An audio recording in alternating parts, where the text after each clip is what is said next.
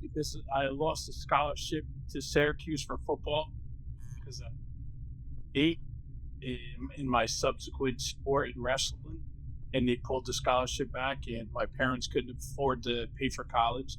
So I said, you know what? So when I was about 26, I decided, hey, it's only 4 years of your life. Go ahead and give it a shot. We joined the military because we were drafted into the service. They had what was called the draft at the time. Right. And you were drafted specifically into the Army at the time? And yes, that's where most everybody went, unless you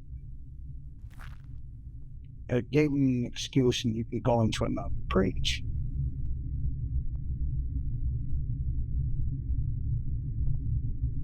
I go to the military, and my dad wouldn't sign for me to go in the Marine Corps because he was a Marine. That, you know what, I'll go become a Navy corpsman, because I remember the stories he told me about how the corpsman saved his life when he was in the service. So I said, you know what, I'll go with the Marines the backdoor way, be a corpsman and get stationed with them. So that's how I ended up doing that. I literally just woke up one morning, shaved my head, and went down to a recruiting station. Even with a 4-year college degree, I enlisted as a machine gunner because that's what I wanted to do. I wanted to run around, blow stuff up, shoot machine guns and jump out of aircraft. So I basically just did it because I wanted to live my own way. We didn't know what to expect. It was an immediate shockwave when you went into the Republic of Vietnam. We didn't know we were going there because it was a covert operation. So you have two bags that are packed. You have a cold weather bag and a hot weather bag. They tell you is get your hot bag or your cold bag. One day, I got a call from my general, and he said, "Can you come up and give one of your mobilization speeches?" I said, "Sure, no problem."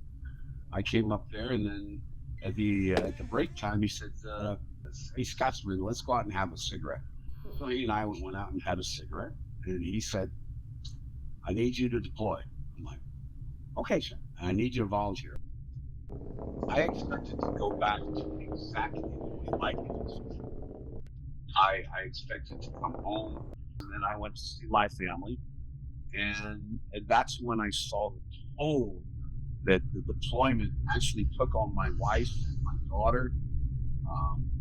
I didn't realize the effects of it, and then I didn't realize I'm usually a very happy-go-lucky person. I didn't realize how much I had changed when I came home. We would go in, and we would be there for 2 weeks, 3 weeks, a month on a mission, do what we had to do, and within hours we'd be back. And you never can realize the joy that all these people yelling, screaming, we were back home.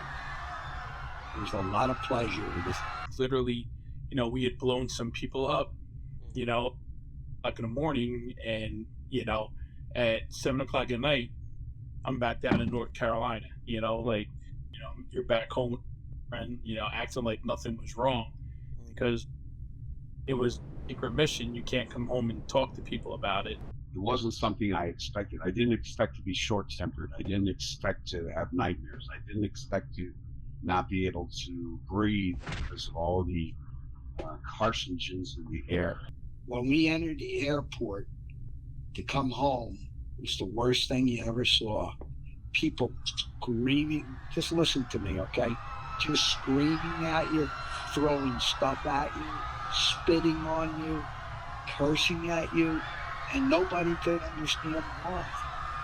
My one wish was that I graduated from college. Because I got taken out of, I got taken out of, I wasn't the only one. Didn't matter. When you were drafted, you were drafted. But I wanted to go into the field of education and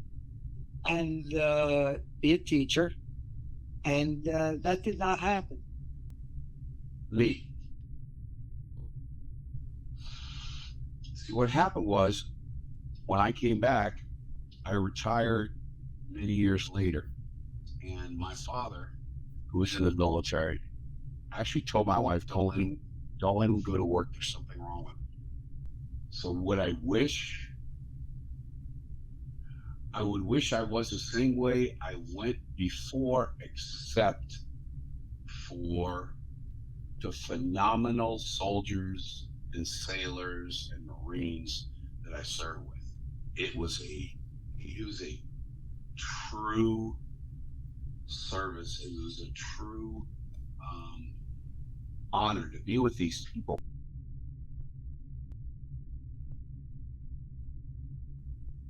Fine.